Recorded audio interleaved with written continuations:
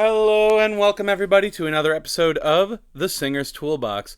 Today's a special one, guys, because I want to take you through my thought process on something. That means that today we're doing a surprise score haul.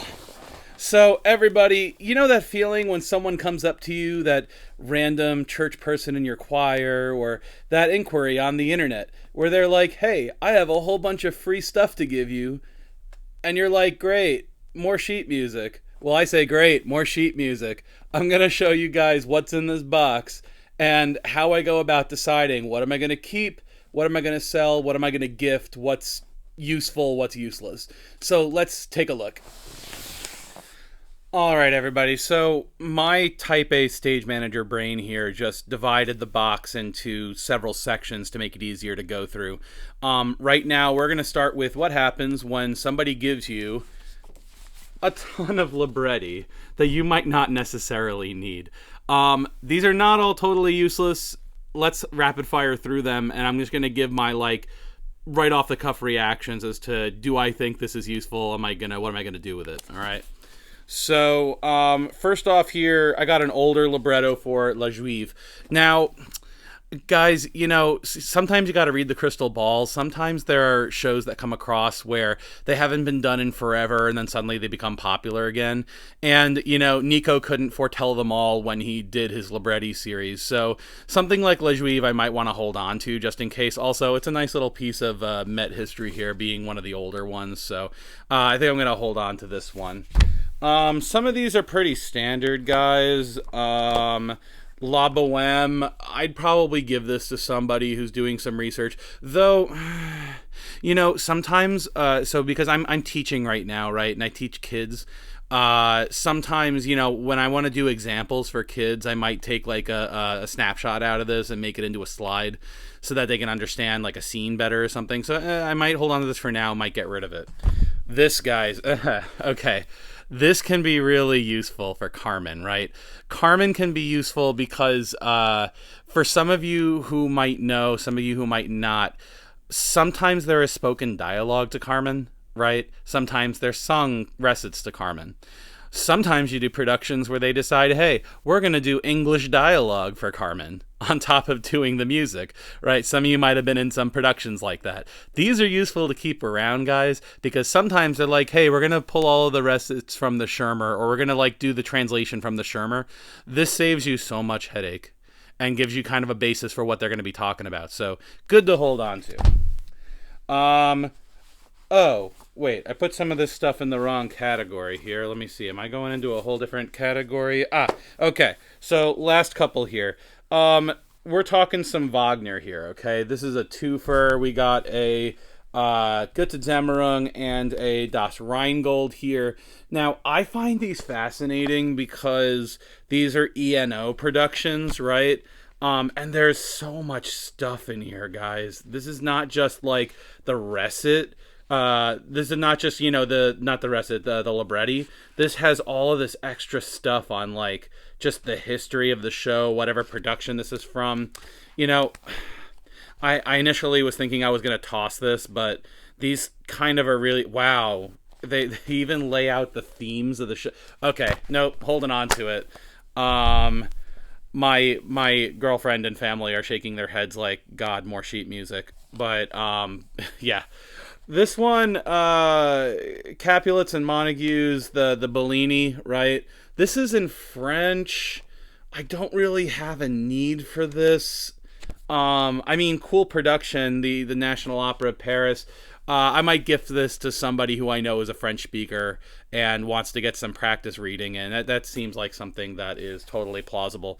Let's move on to the next section, guys. All right, next up, guys, I have some repertory books here and some random stuff. This some might say, okay, these aren't useful, but for any of you who've taught college out there and you're starting out and you're like, I just need to give them something simple, or I need like a textbook, the department's telling me like buy a textbook, right? It's actually interesting. I didn't think I'd find something like this in this box, but the singing book, this was used when I was in my master's, when we were teaching lessons. They were just like, look, have them buy the singing book. That's going to be the textbook for the course. So if you ever find one of these, it's definitely worth holding on to. There's also a CD in here. I think it has accompaniments to it, which during COVID, I mean, definitely worth having, if you have to teach, and if you in the future you're teaching like remote lessons for some reason, definitely worth having. Keep it for the toolbox, for when you got to teach, because we all are eventually going to teach, right? Next up here we have Adventures in Singing Revised. Again, this is one of those things, guys, you might as well kind of like hold on to it. It's not just like simple pieces. Like the singing book is just like a rep book you can give somebody and be like, okay, page this is a song for the rep book, right? But there are some songs in here, like I Attempt from Love Sickness to Fly, like stuff you can give people for college courses. But there's also a pedagogical thing in here, so that when you're teaching kids, there might be their first year or two, or a kid who's doing it as an elective for college, you want to give them something so that when you're talking technique, there's a very basic technique primer in here, so that they can be like, oh, that's why the teacher's telling me this. It's in the textbook, right? So interesting to have to keep around, especially when you want something that students can read as like, I'm not just making this stuff up. It is actually written down somewhere, right? This rando is, okay, this is a Dover. Easy Piano Classics. Now, I'm not a pianist, guys. Anyone who knew me in college knows I barely graduated by, like, just getting through my piano classes. But I think I'm going to give this to a kid at my middle school. I was just talking to a fifth grader the other day who's, like, a couple of years into lessons, and I have no use for this, so I'm going to gift this to one of my fifth grade students. Alright, so this next section, guys, is for what happens when somebody says, hey, I have all of this rando, like, choral music for you. What do you do with this? Is it worth it for you? I say that totally depends. If you can see from, like, the top, what I just had on top here, we got a pretty standard, like, Schirmer, what is this, German Requiem, the Brahms Requiem. If you're a baritone or a soprano, man, hold on to this, because a lot of times you do these rando gigs and they're like, we're using the Schirmer, right? And it's not going to really work for you, and it's going to, probably upset the conductor if you're using something that's not the score that he's using. So always worth having these in the toolbox. Someone's going to disagree with me. That's totally okay. It's just, I've done a lot of these rando pick it up, they give you a couple $100 to show up kind of gigs, and it's worth having a couple of different editions just in case, Next up here we got there's a whole bunch of rando choral. Okay, Mozart Ave Verum. Yeah, this is worth, I might have an extra copy of this somewhere, but worth holding around. Okay, so what I'm seeing here is that there's all of these like church pieces that I got from this person. I'm going to go through these separately at some point. I'm not going to bore you with the process, but some of these, like, there are some, like, psalm settings in here and stuff. I usually hold on to those that I know I don't have, because you never know, man. Like, you get picked up to be a choral ringer somewhere, and they're going to pay you some money, and they're like, we're doing this, and this piece. But if you already have a copy of it, rather than them wasting time getting the music to you, and then you can't learn it in time, you have a copy. That's your personal copy, you can mark up and all that stuff. It's sometimes worth having some like standard choral repertoire stuff, right? Just in the bin. And I mean, I don't plan on being a music director anytime soon for choral stuff, but I usually hold on to some of the rando things I find, just in case. Oh, this is sweet. I got a little, like, this is a Danny Boy arrangement. Yeah, this is the kind of stuff I hold on to for, like, if I'm doing a rando gig, I gotta pull some singers together, and I'm like, hey guys, let's do something sentimental, let's do like Danny Boy or something. You have an arrangement of it, and you can just be like, hey, I'll send this around to everybody, like, and paying the rights and all that. If you're doing it, you're collecting money for it, of course. But definitely worth having like just some random arrangements sitting around when you need something quick. Oh, this is interesting. So these look like they are printed specifically for like concerts of new works. Maybe they were premiered that year or something like that when this person had them. And these are interesting. I mean, I've never heard of these, but like you can never have enough Libretti, like lamentation stuff. If you're someone's like, hey, does anyone have a piece for this? Right, you have something. Yeah, okay, another piece you would use for like a church gig. Whoa, Thomas Otis. Wow. I don't even know if I'm saying that composer's name right. I've heard it like 3 different ways. But the Fairfax Carol. Okay. So this is kind of one of those, if I'm doing a church gig and I'm doing like a Christmas gig, I could be like, whoa, I have this rando arrangement by this like well-known composer. Let's look at it. So definitely worth holding on to the new works stuff. You never know. It's worth it.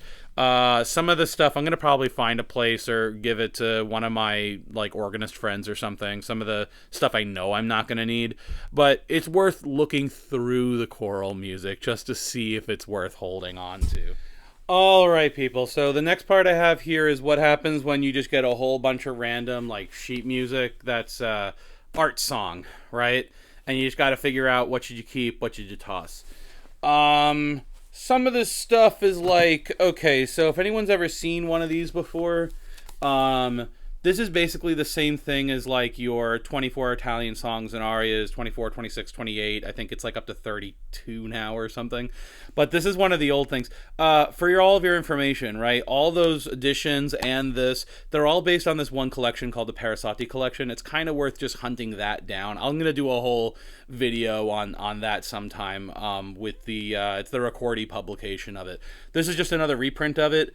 Worth it if you want to hold on to it for teaching purposes. Otherwise, I don't know. I might just gift this to somebody who needs it. I have enough of that stuff. Oh, this is interesting. Renaissance leader. Okay, so, this is kind of cool because I think this is like, oh, cool. Okay, so I know what this is. This is like, most of the Renaissance music that we know and that we look at, in school are English pieces and Italian pieces, but there was a whole Renaissance in Germany as well. And so these are some selections for like a concert rep. Really cool. I am holding on to this. Okay. As a rule, guys, anytime I see something that says American composers on it, especially when it's something older like this, I always hold on to it. Because a lot of the earlier American composers were not very well like cataloged. We don't know a whole lot of their stuff completely. So I always hold on to stuff that says like, collection of American composers or something. Because you never know. You might find something interesting here, either a teaching piece or something to stick on a recital that's relevant, so it's worth holding. What's this? Vauquelin Bergerets. Or Bergerets. Oh, I know what this is. Okay. So this is Bergeret's Romances and Songs of the 18th Century.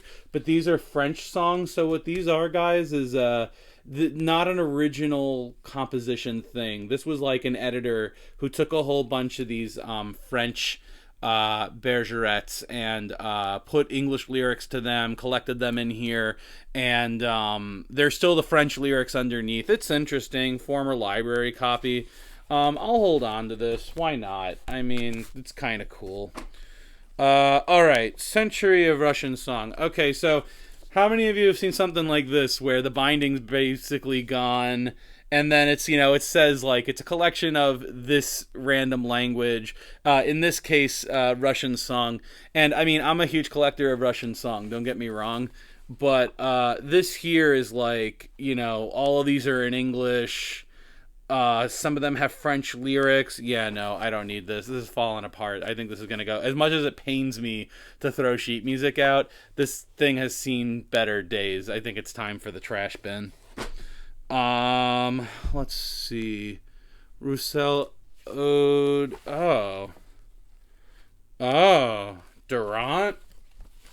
Yeah, guys, anytime I see something that's produced by a French publisher, I just keep it. Because usually French music is so expensive, even if I don't know what it is. And I know this composer, Albert Roussel. I will totally hold on to this. This might be some recital material in the future. Also, ex-library copies. Never anything wrong with that. Okay, Pathways of Song. So this is one of those things that, when you're teaching college, you might have seen these when you were an undergraduate. These are rep books. This probably should have been in that section with like that singing book thing. But this is another, like, if you ever plan on teaching younger people and you need something, just like some simple pieces to start them out without getting too far down the rabbit hole, like, these are really great places to start. Um, okay. Um, I have seen this collection before. This is a collection where these researchers have done, like, they go into different modes of, like, American music, right? This here is a collection of early songs from New York musical theater, and I was kind of looking at the when I first picked this up, I kind of looked at the table of contents in advance, but this is basically like, think Gilbert and Sullivan era, but all the musical theater that was going on during that time in New York City when, like, the theater scene was still, like, just starting up, right? So this is kind of cool to hold on to. Definitely holding on to this. Last one. Oh, Auf dem Strom. Okay. Yeah, Schubert piece. Tenors should know this piece. This is Schubert for horn and tenor. I did this on my younger brother's recital when he was finishing up at NEC for French horns. So, yeah, solid. I don't even think I have an edition of this. I had, like, some photocopies when I did this with my brother. So, cool. Solid find. I am putting that in the sheet music collection. All right, everybody. So this next section is what happens when you get a whole bunch of random looking, like, older sheets of music, right? Like, are these useful? Are they junk? Do you gift them? What do you do with them? So let's take a quick look here. From the beginning here. Oh, I love these. Okay, so these, I've seen a whole bunch of these before, and I usually hold on to them because these are usually, like, really hard to find editions of songs that are not commonly published. Like this, for example, is actually a tango song that was composed by Serrano, which if I had never taught middle school, I would not know who any of these composers were for like tango composers, not just like the music, but the lyrics that were written for them and everything. So this is really cool. I'm holding on to this. I mean, I might never sing it, but this is really cool to hold on to.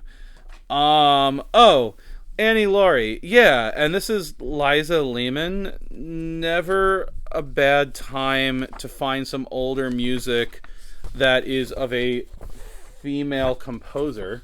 But this is an Annie Laurie arrangement. Love Annie Laurie. For anyone who went to Potsdam, Annie Laurie is kind of like the song, right? So cool to have a nice arrangement of that. Oh, Richard Hagman. Huh. All the at the well. Yeah, sure, I'll hold on to this. I've looked at some Richard Hagman music before, so this is from, like, okay. Yeah, he said a lot of this poet's music, so definitely worth holding on to. Very interesting. Eventually I'm gonna do a video, guys, on, like, random sheet music, random like art song in my collection, and that composer is definitely on the list. He wrote some very interesting things. Home on the Range, song with guitar chords. I mean, cool. I don't really need this. I don't know. Some people are into cowboy songs. It's not really my thing. I had a former boss when I would do some, like, some restaurant jobs that he would do some cowboy songs, and I get it. It's not really my bag, though. I don't know. Maybe I'll hold on to it. I'm not sure. I think that this fell out of the Annie Laurie. Okay, that I will put back there. Let's see. Oh, okay. I got some, like, random German songs here, Italian songs here. I will not bore you with the details. Oh, Karl Böhm for Still wie die Nacht. Oh, okay, yeah. No, these are in different keys. These are useful. I typically give this song out.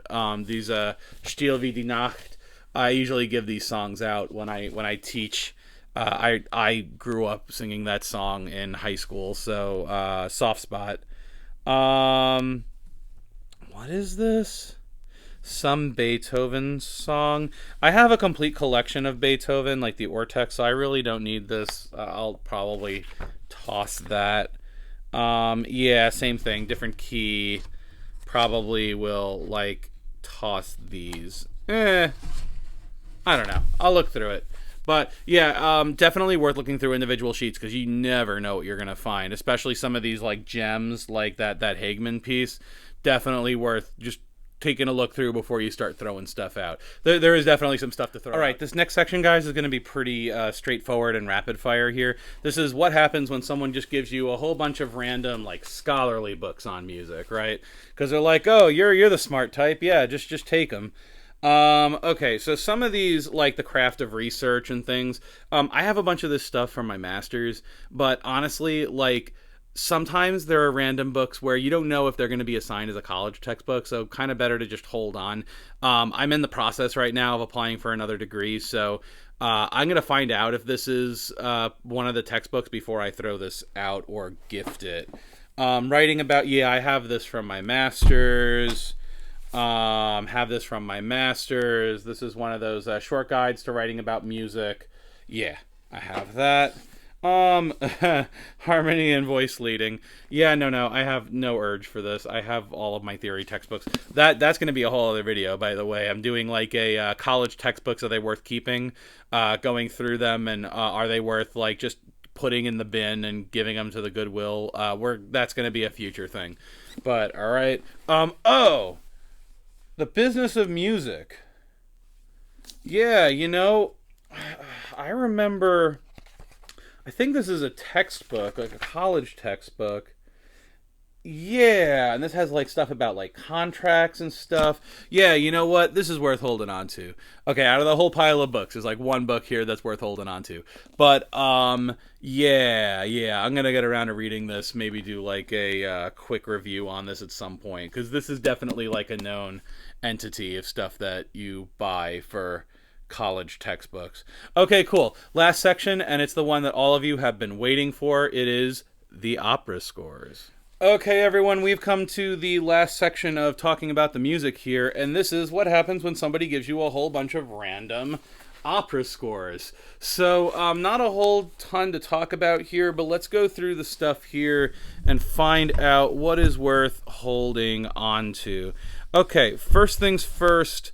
Okay, so this is a former library copy of Gluck's Orpheus. Novello edition. There are better editions of this out there. I have like absolute. Oh, and this is in Italian. No, okay, no urge. This is fine. I'll probably gift this to somebody. Let's see here. Oh, Elijah.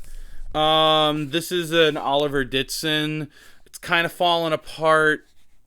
I'd probably just give this. Oh, and it's choruses only. Not really anything that's useful to me. I don't know, man. I mean, maybe if I find a student who's like, oh, let's, I'll hold on. But this isn't even really a standard edition that's used. This might end up just going into the donation bin. Let's see. Oh, Samson. Okay. So let's take a look at this, because this, I almost thought that this was a Schirmer. Whoa, no, this is a Breitkopf edition.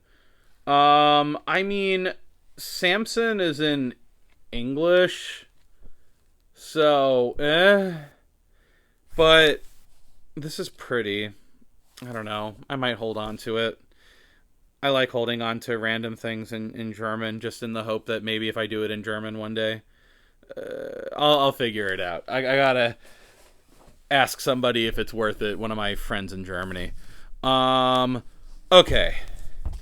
This is pretty. This is Marta by Floto. I don't even know if I'm saying that composer's name right, by the way. Correct me in the comments. Um, yeah, this isn't even in English. Is the Italian? No, I can't even read this. The text is so tiny in this, and it's a shame because like this looks like a very pretty edition and everything. What even is this edition? I don't. Oh, Oliver Ditson. I can't read it. The text is like, I mean, like, look, the text is small. The binding's falling apart. Like, or the falling apart. Ugh. Um, nah, this might have to be thrown out. I can't justify it. All right. Oh, Wilder Sunday Excursions. You know, I had heard about this show in passing. Um, this is one of those, I think it's one of those like curtain warmer shows that you can just kind of stick in front of a smaller one act and kind of like extend it out, and it's like you can stage it however you want. Yeah, no, I don't have a copy of this show, so this is going into the opera score library. Oh, okay, here, last one. Okay, this is a hill I am willing to die upon, and I'm going to do a whole video about this last one here, and why these are useful. So we're talking about Schirmers, we're talking about things like Fledermaus and Carmen and things like that. Guys, again, hill I'm willing to die on. There are Schirmers that are worth owning, okay? One of them is to own a Fledermaus, because you're not always going to do it in German, and a lot of times the productions in America use this score specifically.